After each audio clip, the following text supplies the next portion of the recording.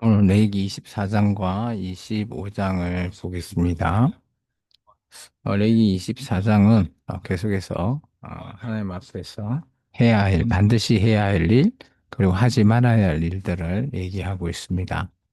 여호와께서 모세에게 말씀하여 이르시되 이스라엘 자손에게 명령하여 불을 켜기 위하여 감람을 찢어낸 순결한 기름을 내게로 가져오게 하여 계속해서 등잔 불을 켜둘지며 아론은 해마간 정극의 휘장 밖에서 저녁부터 아침까지 여호와 앞에 항상 등잔 불을 정리할지니 이는 너희 대대로 지킬 영원한 규례라.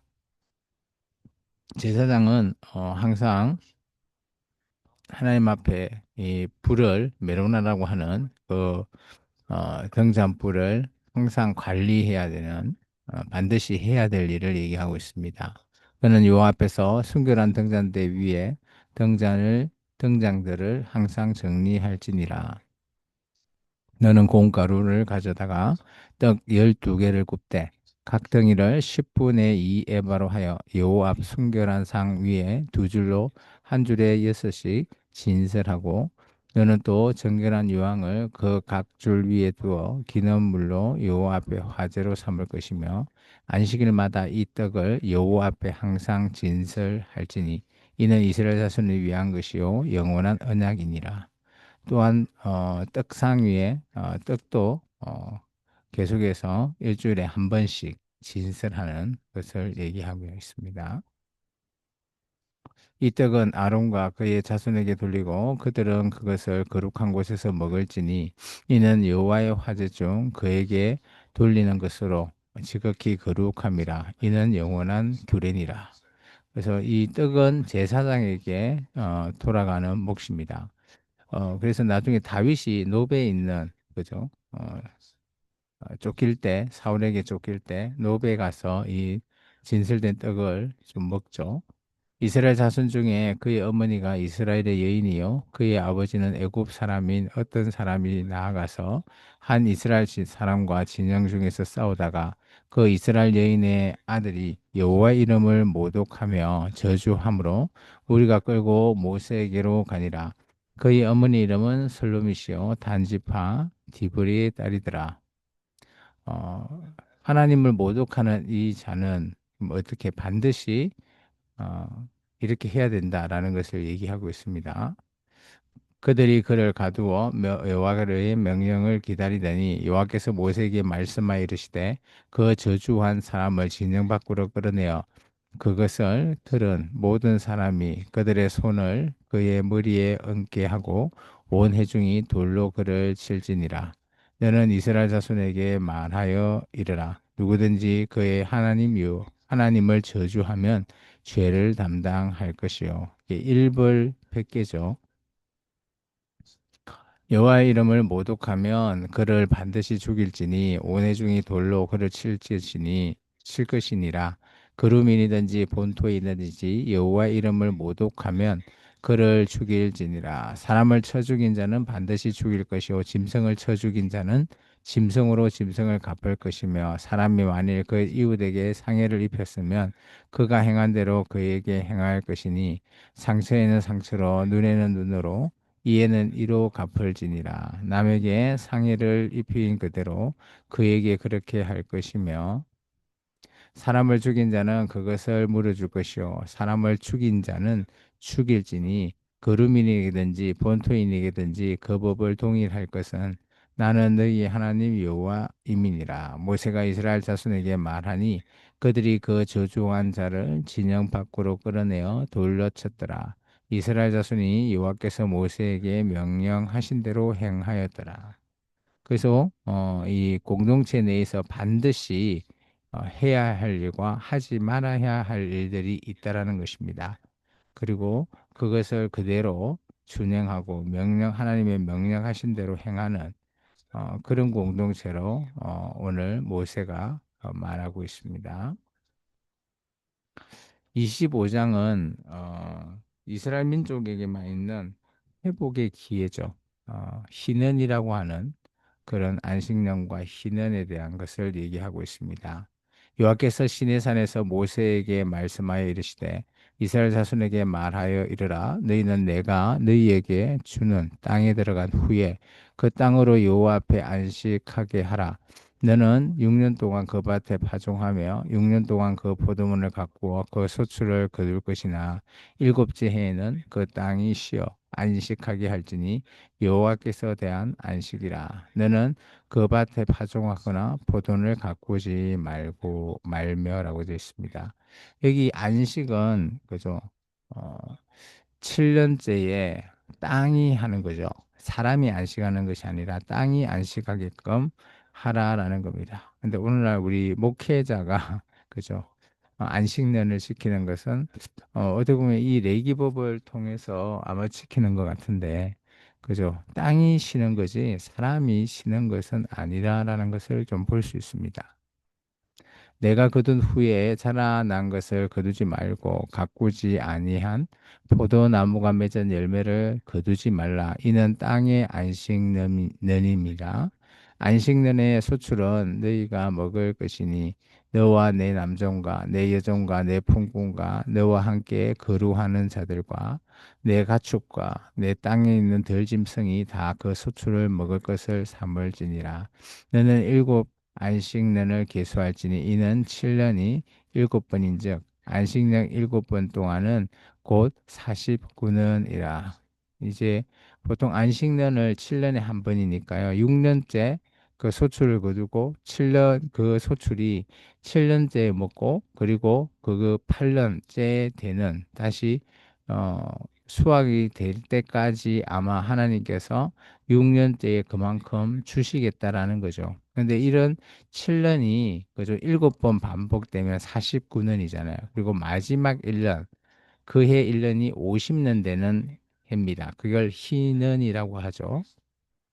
일곱째 달 열흔 날에 속죄일이니 너는 뿔나팔을 내되 전국에서 뿔나팔을 크게 불지며 너희는 50년째 해를 거룩하게 하여 그 땅에 있는 모든 주민을 위하여 자유를 공포하라. 이 해는 너희에게 희는이니 너희는 각각 자기의 소유지로 돌아가며 각각 자기의 가족에게로 돌아갈지며 그 50년째 해는 너희의 희는이니 너희는 파종하지 말며 스스로 난 것을 거두지 말며 가꾸지 아니한 포도를 거두지 말라. 이는 희년이니 너희에게 거룩함이니라. 너희의 밭의 소출을 먹으리라. 이 희년 될 때는 보통 안식년보다 조금 더 그저 광범위하게 오늘 얘기하고 있습니다. 안식년은 이제 먹는 것의 먹거리에 대한 것만 얘기하고 있지만 희년은 모든 것들을 그저 자유하게끔 풀어주는 거죠. 어, 물론 이제 머슴이 종이 그 집에 이렇게 되었다가 50년째가 됐다라고 하면 그것을 풀어줘라는 겁니다. 그리고 모든 것들은 먹는 것 또한 하나님께서 마찬가지 다 책임져 주시겠다라는 것을 얘기하고 있죠. 이런 것들이 어떻게 보면 우리가 믿음의 영역이라고 봅니다. 아, 하나님이 주시겠다? 그러면 믿고 쉬는 겁니다. 근데 이걸 쉬지 못하고 과연 주실까라고 한다면 이제 믿음이 흔들리게 되는 거죠. 이 희는 애는 너희가 각기 자기의 소유지로 돌아갈지니라. 내 이웃에게 팔든지 내 이웃의 손에서 사거든 너희 각 사람은 그 형제를 속이지 말라. 그 희는 후에 연수를 따라서 너는 이웃에게서 살 것이요 그도 소출을 얻을 연수를 따라 내게 팔 것인즉 연수가 많으면 너는 그것의 값을 많이 매기고 연수가 적으면 너는 그것의 값을 적게 매길지니라. 곧 그가 소출에 다수를 따라서 내게 팔 것이라. 이게 이런 거 보면 그래서 소유로 되어 있는 것을 다시 원주인에게 팔 때 그런 것들이 예, 기간에 따라서 차등해서 팔아라라는 것을 얘기하고 있습니다. 너희 각 사람은 자기 이웃을 속이지 말고 내 하나님을 경외하라. 나는 너희의 하나님 여호와이니라. 너희는 내 규례를 행하며 내 법도를 지켜 행하라. 그리하면 너희가 그 땅에 안전하게 거주할 것이라. 땅은 그것의 열매를 내리니 너희가 배불리 먹고 거기 안전하게 거주하리라. 오늘 이 말씀을 정말 믿느냐, 믿지 않느냐에 따라서 그죠? 이 안식년이나 희년이나 마찬가지. 하나님께서 이것을 믿음의 능력까지 그래서 회복의 기회로 주시지 않겠나 그렇게 보여집니다. 만일 너희가 말하기를 우리가 만일 일곱째 해를 심지도 못하고 수출을 거두지는 못하면 우리가 무엇을 먹으리오 하겠으나 내가 명령하여 여섯째 해에 내 복을 너희에게 주어 그 수출에 3년 동안 쓰기에 족하게 하리라. 그게 하나님께서 이것이 그죠 안식일이나 땅을 쉬게 할 때 그죠 3년 동안 하나님께서 여섯째 해에 주겠다라는 겁니다. 이제 이것을 믿음의 영역으로 받아들여야 되는 거죠. 너희가 여덟째 해는 파종하느니와 무거운 소출을 먹을 것이며 아홉째 해에 그 땅에 소출이 들어오기까지 너희는 먹은 것을 먹으리라. 토지를 영구히 팔지 말 것은 토지는 다 내 것임이니라.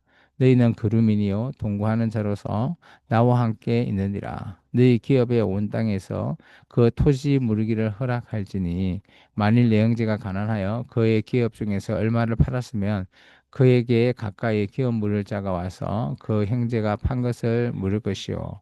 이제 여기 보면 기업 물을 자라는 것이 나오죠. 이런 부분들이 이제 이스라엘 민족의 특별한 그들만의 법이죠.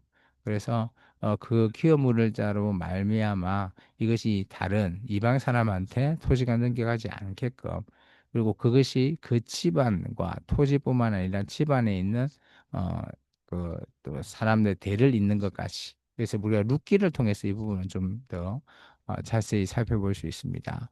만일 그것을 물을 사람이 없고 자기가 부유하게 되어 물을 힘이 있으면 그 판 해를 계수하여 그 남은 값을 산자에게 주고 자기의 소유지로 돌릴 것이니라. 그러나 자기가 물을 힘이 없으면 그 판 것이 희년에 이르기까지 산자의 손에 있다가 희년에 이르러 돌아올지니 그것이 곧 그의 기업으로 돌아갈 것이니라. 이것이 참 독특한 거죠. 희년이 되면 원래 원주인에게 그것을 그래서 어떻든 간에 돌려줘야 된다라는 것을 얘기하고 있습니다. 성벽에 있는 성 내의 가옥을 팔았으면 판지 판지 만 1년 안에 물을 수 있나니 곧 그 기한 안에 물으려니와 1년 안에 물으지 못하면 그 성 안의 가옥은 산자의 소유로 확정되어 대대로 영구히 그에게 속하고 희는이라도 돌려보내지 아니할 것이니라. 이런 부분들도 조금 집을 팔 때 그것이 확정되어 버리면 이제 희년에도 이것은 돌려줄 수 못한다라는 것을 얘기하고 있고요. 그러나 성벽을 둘리지 않는 촌락의 가옥은 나라의 전토와 같이 물려주기로 할 것이요 희년에 돌려보내기로 할 것이니라. 그래서 이게 각각 구별을 해서 어떤 것은 돌려줄 수 있고 어떤 건 돌려줄 수 없다라는 것을 얘기하고 있습니다. 레이적 속의 성읍고 그들의 소유의 성읍의 가옥은 레이 사람이 언제든지 물을 수 있으나 만일 레이 사람이 물으지 아니하면 그의 소유 성읍의 판 가옥은 희는에 돌려 보낼지니 이는 레이 사람의 성읍의 가옥은 이스라엘 자손 중에서 받은 그들의 기업이 됨이니라. 레위 사람 같은 경우는 기업이 없기 때문에 이렇게 얘기하고 있고요. 그러나 그들의 성읍 중에 주위에 있는 들판은 그들의 영원한 소유지니 팔지 못할지니라. 네 형제가 가난하게 되어 빈손으로 내 곁에 있거든 너는 그를 도와 거루민이나 동거인처럼 너와 함께 생활하게 하되 너는 그에게 이자를 받지 말고 내 하나님을 경외하여 내 형제로 너와 함께 생활하게 할 것인즉 너는 그에게 이자를 위하여 돈을 꿔주지 말고 이익을 위하여 내 양식을 구워주지 말라. 나는 너희 하나님이 되며 또 가나안 땅을 너희에게 주려고 애굽 땅에서 너희를 인도하여 낸 너희의 하나님 여호와이니라. 너와 함께 있는 네 형제가 가난하게 되어 내게 몸이 팔리거든 너는 그를 종으로 불리지 말고 복금이나 동거인과 같이 함께 있게 하여 희년까지 너를 섬기게 하라.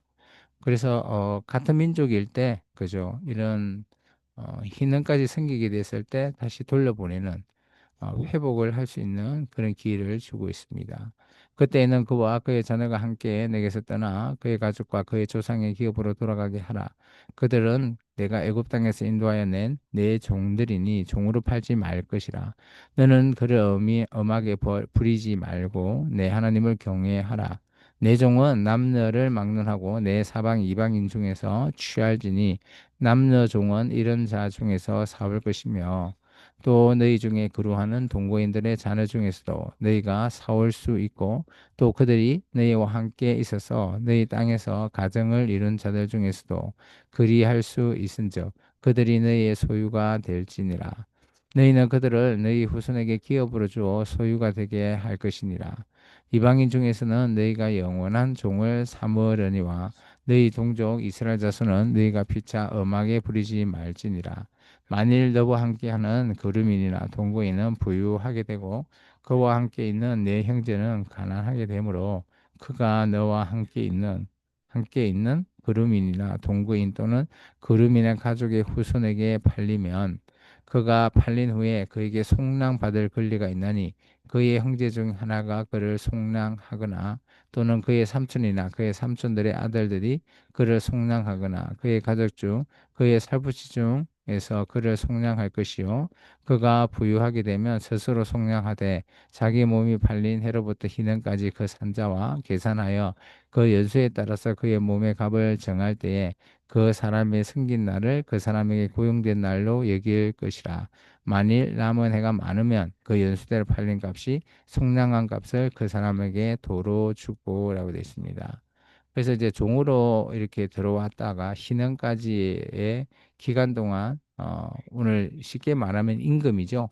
임금을 통해서 그 사람이 팔렸던 그런 값하고 계산해서 더 연수가 많으면 어, 그 남은 것에 대해서 다시 그 사람에게 돌려줘라는 겁니다.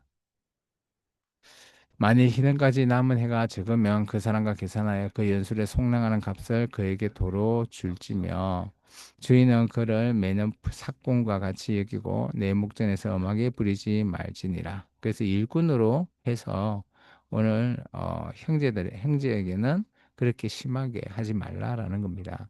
그가 이같이 속량되지 못하면 희년에 이르러 그와 그의 자녀가 자유하리니 이스라엘 자손은 나의 종들의 됨이라.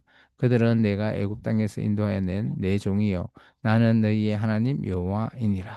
그래서 이 희년이라고 하는 제도는 좀 독특한 제도입니다. 그래서 50년째가 될 때 희년이 선포가 되면 거기에 함께했던 기존에 팔려와서 어, 어, 일꾼으로 있었던 사람들은 또 그것을 계산해서 다시 돌려주고 아니면 자유하게끔 다 풀어주고 그리고 가축도 마찬가지고 땅도 마찬가지고 집도 마찬가지 그런 모든 것들을 다시 원주인에게 돌려주는 그 제도가 희는이죠. 근데 과연 이런 것들이 얼마나 지켜졌을까? 그죠? 하나님의 법이긴 한데요. 근데 이 법에 대해서 지켜진다라는 것은 뭡니까? 하나님을 믿는 그들의 믿음의 시험대죠. 하나님을 제대로 믿을 때 이런 모든 것들이 지켜질 수 있다라는 겁니다. 우리가 하나님을 사랑한다라는 것, 그리고 우리가 사람을 사랑한다라는 것은 그래서 우리가 공동체 안에서 하나님의 계명을 제대로 지키고 그것의 믿음대로 살아갈 때 우리가 하나님도 사랑할 수 있고 또 우리의 이웃인 사람까지도 사랑할 수 있으리라 봅니다. 그래서 레위기법은 물론 희년이라고 하는 안식년이라고 하는 독특한 법은 오늘 그죠. 지금 우리에게 또 지키기가 쉽지 않는 그런 법이지만 하나님은 이런 법을 통해서 배려해주고 또 이 학자를 위해서 회복할 기회를 주시고 이런 모든 것들이 오늘 우리의 신앙과 맞닿아 있는 거라 보이십니다. 오늘 하루도 하나님의 이런 사랑하심을 우리가 깨닫고 또 우리의 삶에서 그런 하나님을 더욱더 경외할 수 있는 삶으로 나아가는 저와 여러분이 되기를 주의 이름으로 축원합니다. 기도하겠습니다.